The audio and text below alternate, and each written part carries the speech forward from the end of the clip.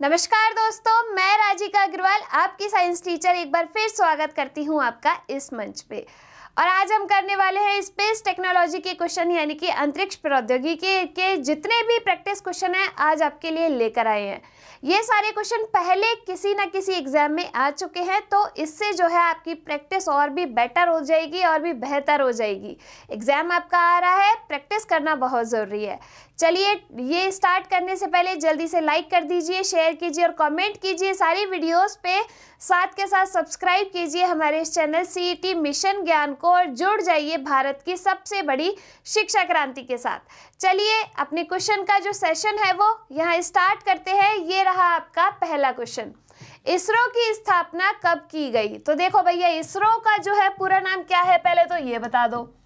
Indian space research organisation जो है ये है इसरो का पूरा नाम। तो जब आपको इसरो के बारे में पढ़ाया गया था तो पहली लाइन यही बताई गई थी कि इसकी जो स्थापना है वो कब की गई।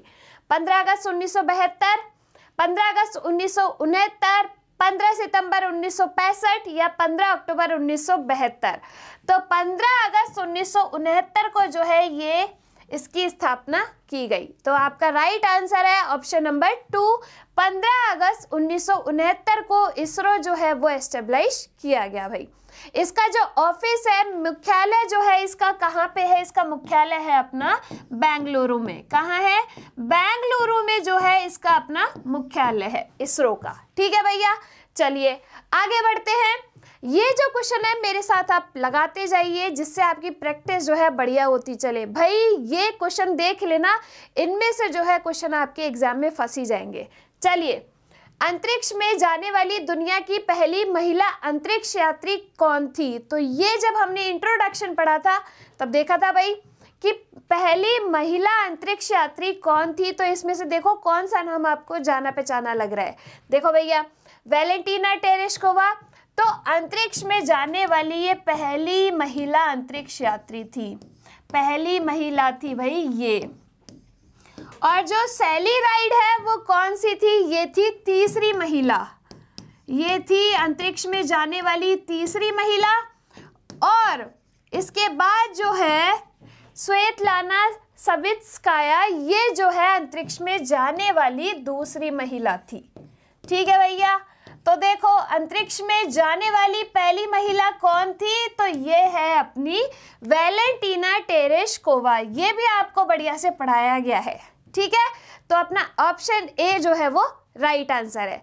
चलिए नेक्स्ट क्वेश्चन पे चलते हैं। जीपीएस सैटेलाइट किस ऊंचाई पर जो है स्थापित किए जाते हैं? तो जब मैंने आपको कक्षाएं पढ़ाई थी तो 3 कक्षाएं पढ़ाई थी। कौन कौन सी? लो अर्थ ऑर्बिट, फिर मिडिल अर्थ ऑर्बिट और फिर उसके बाद मैंने आपको पढ़ाई थी हाई अर्थ ऑर्बिट। ये 3 कक्षाएं पढ़ाई थी कि नहीं पढ़ाई थी भैया? फिर देखो, जो अपनी लो अर्थ ऑर्बिट है उसमें कौन सी सैटेलाइट्स जो है भेजी जाती है? तो रिमोट सेंसिंग सैटेलाइट जो है इसमें भेजी जाती है। किस कक्षा में? निम्न भू कक्षा में। उसके बाद मियो में क्या देखा था कि जो जीपीएस सैटेलाइट है वो किस कक्षा में स्थापित की जाती है, प्रक्षेपित की जाती है? तो एमईओ में।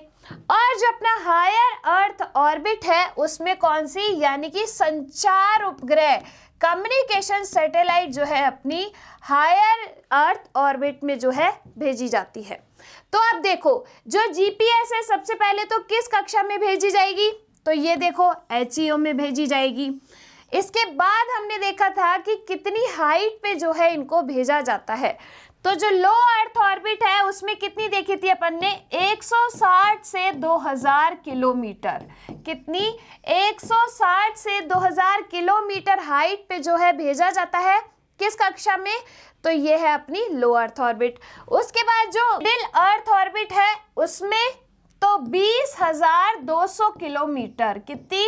20,000, ऐसे लिख देती हूं मैं, 20,200 किलोमीटर जो है हाइट पे जीपीएस सैटेलाइट्स को जो है स्थापित किया जाता है। तो अपना आंसर क्या आ जाएगा भाई? जीपीएस सैटेलाइट जो है कितनी ऊंचाई पे, किस ऊंचाई पे जो है इन्हें प्रक्षेपित या स्थापित किया जाता है? तो देखिए 20,200 किलोमीटर। तो ऑप्शन सी जो है आपका राइट आंसर है। ठीक है भैया, चलिए आगे चलते हैं। नेक्स्ट क्वेश्चन है आपका, रॉकेट किसके संरक्षण के सिद्धांत पर जो है वो कार्य करता है। तो जब आपको पढ़ाया गया था तब ये बताया गया था कि जब रॉकेटों को छोड़ा जाता है तो संवेग के संरक्षण के सिद्धांत पे ये जो है कार्य करते हैं। यानी कि जब ये ऊपर जाते हैं तो जितनी तीव्रता से ये ऊपर जाते हैं उतनी ही तीव्रता से जो नीचे गैसों का दाब है वो लगता है, यानी कि उतनी ही तीव्रता से जो गैस है नीचे वो रिलीज होती है। तो ये संवेग संरक्षण के सिद्धांत पे जो है वो कार्य करता है। ठीक है भैया, चलिए आगे चलते हैं। भारत ने अंतरिक्ष युग में प्रवेश किया किसके प्रक्षेपण से?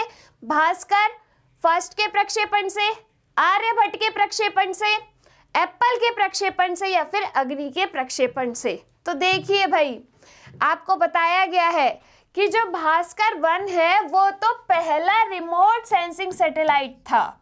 पहला रिमोट सेंसिंग सैटेलाइट था कौन? भास्कर 1 तो इंडिया का, तो ये तो होगा नहीं। उससे पहले ही जो है आर्यभट्ट को जो है अंतरिक्ष में भेजा गया था। कब भेजा गया था? तो आर्यभट्ट को भेजा गया था 1975 में। कब? 1975 में जो है इसके थ्रू ही इसने अपना जो इंडिया है उसने अंतरिक्ष में जो है वो एंटर किया। तो अपना ऑप्शन बी जो है वो राइट आंसर है। ठीक है भैया, चलिए आगे चलते हैं। क्वेश्चन नंबर 6 और बहुत अच्छा क्वेश्चन है ये। देखिए 15 फरवरी 2017 को भारतीय अंतरिक्ष अनुसंधान संगठन ने सतीश धवन स्पेस सेंटर श्रीहरिकोटा से रिकॉर्ड 104 उपग्रहों का सफलतापूर्वक प्रमोशन किया। प्रमोचक वाहन जिसे इस कार्य के लिए जो है वो प्रयुक्त किया गया तो वो कौन सा था? जल्दी से बता दीजिए, क्या आएगा इसका आंसर? क्वेश्चन मेरे पढ़ने से पहले आप लोगों का आंसर आ जाना चाहिए। तो देखिए PSLV C33, GSLV C33, PSLV C37 या GSLV C37। PSLV GSLV क्या है अपने? PSLV और GSLV क्या है अपने? बताइए भाई, बताइए जल्दी से, क्या है ये? लॉन्चिंग व्हीकल है। क्या है? प्रक्षेपण यान है। PSLV polar satellite launching vehicle, GSLV जियो सिंक्रोनिक सैटेलाइट लॉन्चिंग व्हीकल। तो देखिए PSLV C37 जो है अपना इसका राइट आंसर है। इस जो लॉन्चिंग व्हीकल है इसके द्वारा ये जो रिकॉर्ड है वो बनाया गया। ठीक है भाई, याद रहेगी ये चीज। 104 उपग्रह जब इसरो ने भेजे थे अंतरिक्ष में तो ये जो रिकॉर्ड है किस लॉन्चिंग व्हीकल के द्वारा ये जो उपग्रह भेजे गए, तो देखिए PSLV C37 के द्वारा ये भेजे गए। चलिए नेक्स्ट क्वेश्चन आता है PSLV रॉकेट। PSLV यानी कि polar satellite launching vehicle rocket में इस्तेमाल किया जाता है। तो मैंने आपको ये देखिए ऑप्शन, केवल ठोस प्रणोदक, केवल एक तरल प्रणोदक, केवल द्वितरल प्रणोदक या दोनों ठोस या द्वितरल प्रणोदक। तो जब आपको रॉकेट्स पढ़ाए थे और उसके साथ साथ जब प्रणोदक पढ़ाए थे तो उसमें बताया था ठोस टाइप का प्रणोदक, द्रव यानी कि लिक्विड प्रणोदक, और उसके बाद क्रायोजेनिक जो है अपना ये पढ़ाया था। आपको पढ़ाया था, बिल्कुल पढ़ाया था। तो देखिए जो PSLV रॉकेट है उसमें अपन ने देखा था कि इसमें ठोस द्रव टाइप का जो प्रणोदक है वो यूज में लिया जाता है। तो देखो इसमें क्या आएगा, ठोस व तरल दोनों टाइप का जो है प्रणोदक इसमें यूज में लिया जाता है। किन रॉकेट में? तो PSLV में। ठीक है भाई, तो ऑप्शन 4 जो है अपना इसका राइट आंसर है। ठीक है भैया, कर रहे हैं क्वेश्चन या नहीं कर रहे हैं? चलिए आगे बढ़ते हैं। सतीश धवन अंतरिक्ष केंद्र जो है वो कहाँ स्थित है? तो देखिए श्रीहरिकोटा। तो आपको याद होना चाहिए कि सबसे ज़्यादा जो अपनी सैटेलाइट है वो यहीं से छोड़ी जाती है, श्रीहरिकोटा से। सतीश धवन स्पेस सेंटर जो है अपना कहाँ पे है? श्रीहरिकोटा, और ये कहाँ है? आंध्र प्रदेश में। कहाँ है? आंध्र प्रदेश। ठीक है भाई, आंध्र प्रदेश। तो ऑप्शन ए ही जो है अपना राइट आंसर है। ठीक है भैया, अब देखिए आगे, हैदराबाद में कौन सा है अपना, तो हैदराबाद में है नेशनल रिमोट सेंसिंग सेंटर जो है अपना हैदराबाद में है। ठीक है भाई, तो अपना क्या आ जाएगा, ऑप्शन ए जो है वो अपना राइट आंसर है। ठीक है, चलिए आगे बढ़ते हैं। अंतरिक्ष में स्थापित किया जाने वाला पहला भारतीय उपग्रह कौन सा है, तो जल्दी से बताइए इसका आंसर क्या आएगा कि अंतरिक्ष में जाने वाला प्रथम भारतीय उपग्रह कौन सा है, ये बताइए जल्दी से। क्या रोहिणी, भास्कर 1, चंद्रयान या फिर आर्यभट्ट। तो देखिए इसमें अपना आएगा कि अंतरिक्ष में स्थापित किया जाने वाला पहला जो है अपना आर्यभट्ट था। कौन सा था, आर्यभट्ट था, जिसे 1975 में जो है वो लॉन्च किया गया। ये जो रोहिणी है ये क्या है, ये जो है अपना इंडिया की धरती से लॉन्च होने वाला पहला जो है सैटेलाइट था। यानी कि अपना जो सतीश धवन सेंटर है श्री हरिकोटा में, वहां से पहली बार जो है कोई रॉकेट अपनी इंडिया की धरती से जो है वो लॉन्च हुआ था। तो रोहिणी तो क्या है, अपनी इंडिया की धरती से लॉन्च होने वाला पहला भारतीय सैटेलाइट है। इसके बाद देखिए भास्कर 1, ये क्या है, तो ये है अपना पहला रिमोट सेंसिंग सैटेलाइट।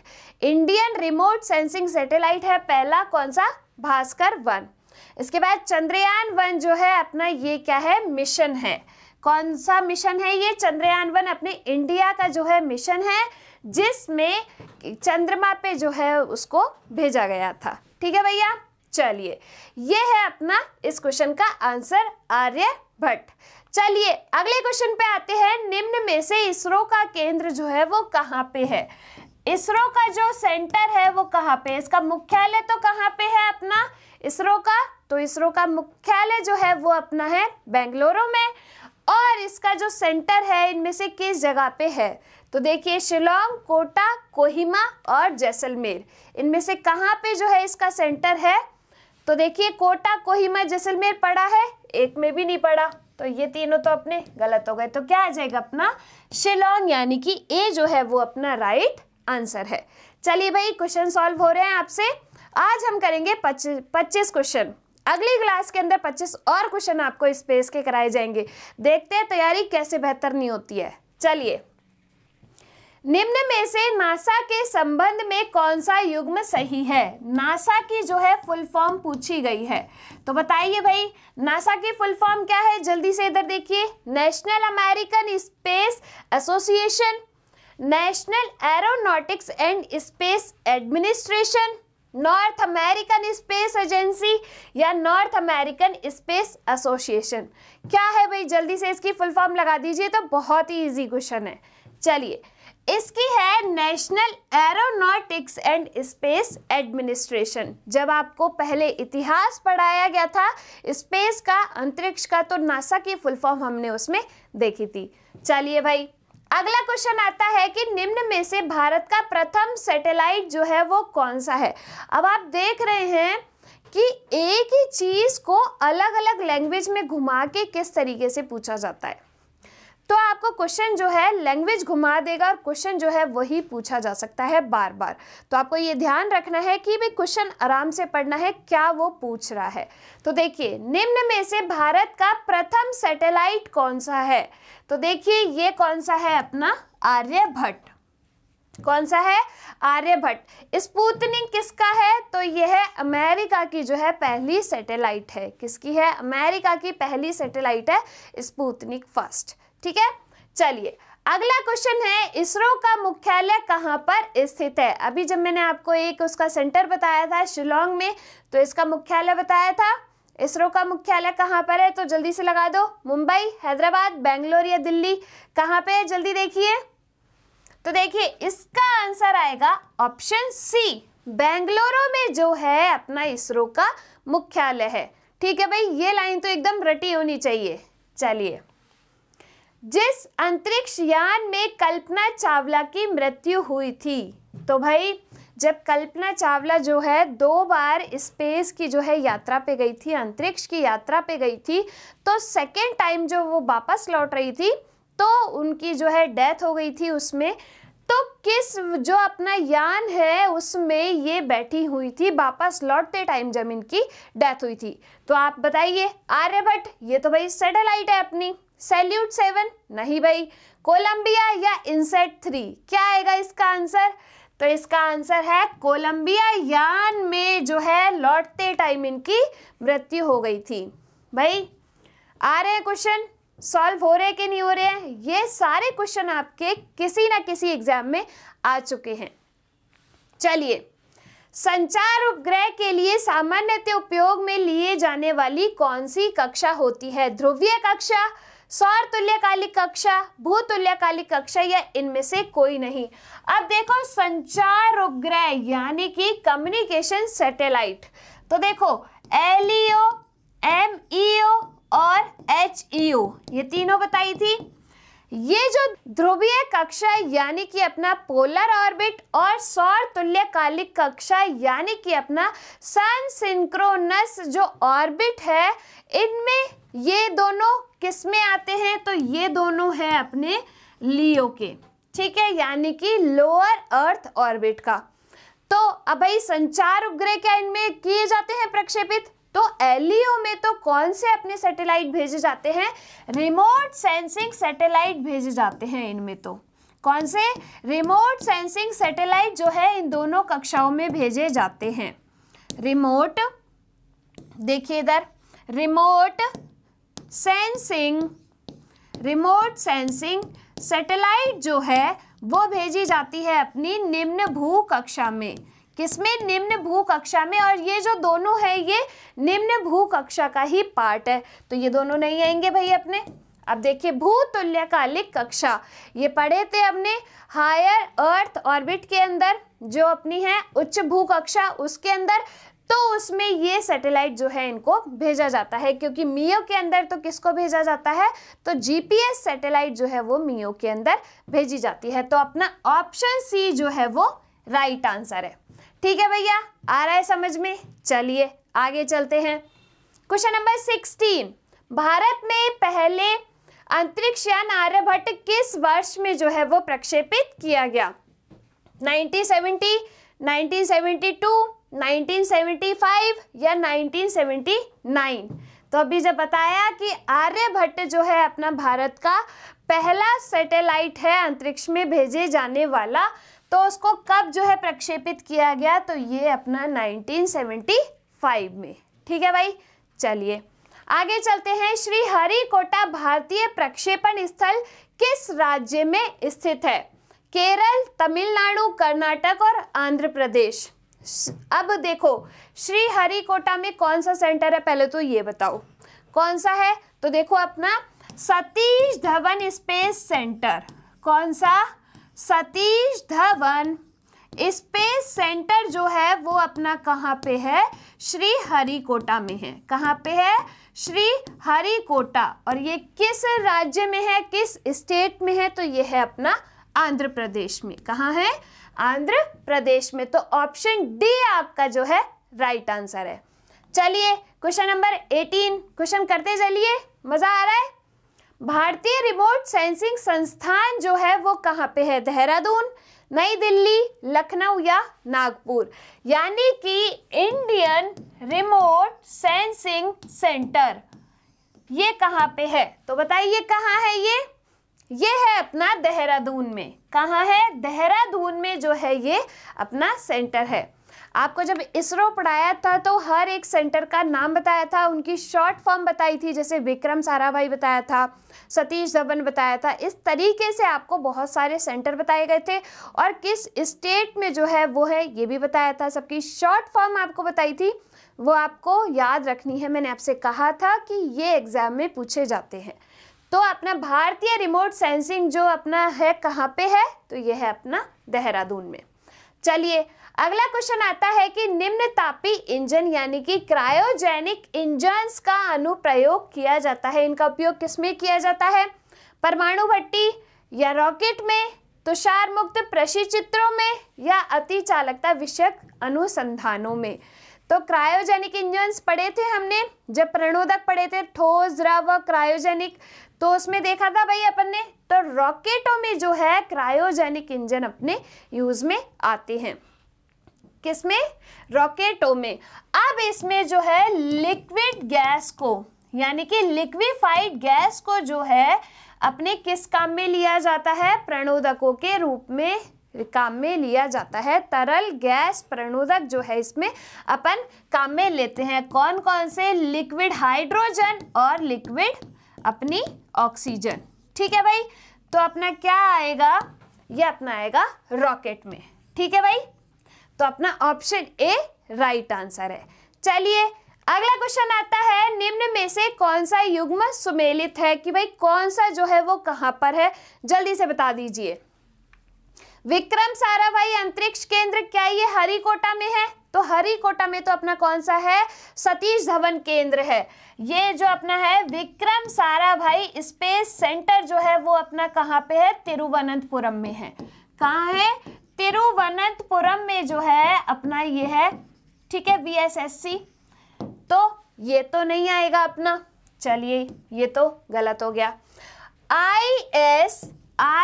ISRO यानी कि इसरो, क्या ये थुम्बा में है? तो नहीं भाई, इसरो का जो मुख्यालय है वो कहाँ पे है? बेंगलुरु में है। तो ये अपना गलत हो गया। इसके बाद अपना आता है SHAR, क्या ये है अपना बेंगलुरु में? तो बेंगलुरु में तो कौन सा है अपना? इसरो है। तो ये अपना हो गया गलत। इसके बाद अपना आता है स्पेस एप्लीकेशन सेंटर, जो कि है अपना अहमदाबाद में। कहाँ है? अहमदाबाद में। तो ऑप्शन डी जो है वो अपना राइट आंसर है। ठीक है भैया, ऑप्शन डी अपना राइट आंसर है। चलिए अगला क्वेश्चन आता है, सौर मंडल के बाहर भेजा गया प्रथम अंतरिक्ष यान था? चंद्रयान 2, मंगलयान, पायोनियर 1 या फिर पायोनियर 10? तो इसका जो है सौर मंडल के बाहर, ये देखना सौर मंडल के बाहर, तो सौर मंडल के बाहर जो भेजा गया पहला अंतरिक्ष यान था वो जो था अपना पायोनियर 10। मैंने आपसे कहा था कि जितना हो सकता है हम कवर कर रहे हैं थ्योरी के अंदर, जो कुछ रह जाएगा वो अपन कवर करेंगे क्वेश्चंस में। तो ये आपका एक नया क्वेश्चन है जो आपने थ्योरी में नहीं देखा, तो ये अपन को याद रखना है कि सौर मंडल के बाहर भेजा गया प्रथम अंतरिक्ष यान था पायोनियर 10। ठीक है भाई, चलिए IRNSS का जो है पूरा नाम क्या है? तो ये भाई जब अपन ने GPS वगैरह पढ़े थे, जब नौवहन उपग्रह पढ़े थे, तो उसमें बताया था आपको IRNSS की फुल फॉर्म बताई थी। तो देखिए क्या थी? Indian rational numeric selection system थी, Indian rotational nodal stationary system, या Indian regional navigation satellite system, या Indian responsive naval search system. तो क्या था अपना?